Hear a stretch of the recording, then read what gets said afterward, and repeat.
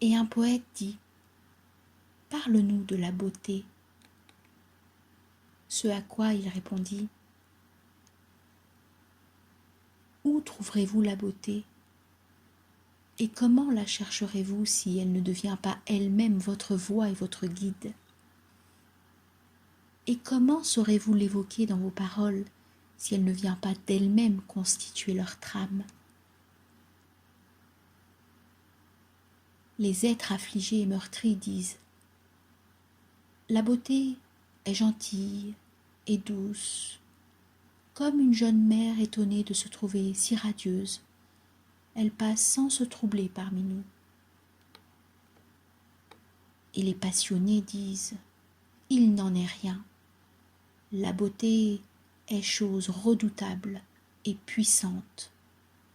Elle est une tempête qui fait trembler la terre sous nos pieds et fait gronder le ciel au-dessus de nos têtes. » Les êtres éreintés et épuisés disent « La beauté est un doux murmure. Elle sait se faire entendre de l'esprit. Sa voix fléchit sous nos silences comme une lumière évanescente, vacille quand la pénombre se fait menaçante. Mais les gaillards disent « Nous entendons son cri dans les montagnes, et avec ses clameurs, un martèlement de sabots, un bruissement d'ailes et un rugissement de lion. » Au cœur de la nuit, les veilleurs de la cité disent « La beauté s'élèvera à l'est avec l'aurore. »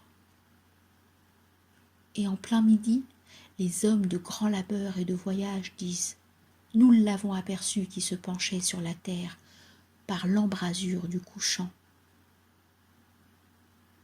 Ceux que les neiges de l'hiver ont enfermés disent « Elle viendra avec le printemps en gambadant dans les collines. » Et dans l'étau des chaleurs d'été, les moissonneurs disent « Nous l'avons vue virevolter avec les feuilles de l'automne, et nous avons aperçu quelques flocons de neige dans ses cheveux. » Voilà ce que vous avez dit de la beauté, entre autres choses. Mais à chaque fois, vous n'avez pas parlé de la beauté, et ne parliez que de vos désirs insatisfaits. Et la beauté n'est pas la satisfaction d'un besoin, mais la recherche d'une extase. Elle n'est ni une bouche assoiffée, ni des mains tendues, mais plutôt un cœur embrasé et une âme envoûtée. Elle n'est pas l'image que vous avez plaisir à voir, ni le chant que vous aimez entendre, mais plutôt une image que vous voyez les yeux fermés et une chanson que vous entendez sans prêter l'oreille.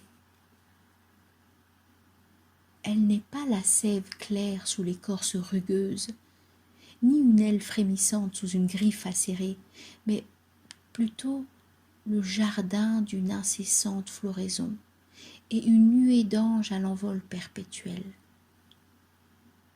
Jean d'Aufalaise, la beauté, c'est la vie lorsqu'elle se dévoile sous son jour le plus sacré. Et vous êtes cette vie, et aussi ce voile. La beauté est l'éternité lorsqu'elle se contemple en un miroir. Et vous êtes cette éternité, et aussi ce miroir.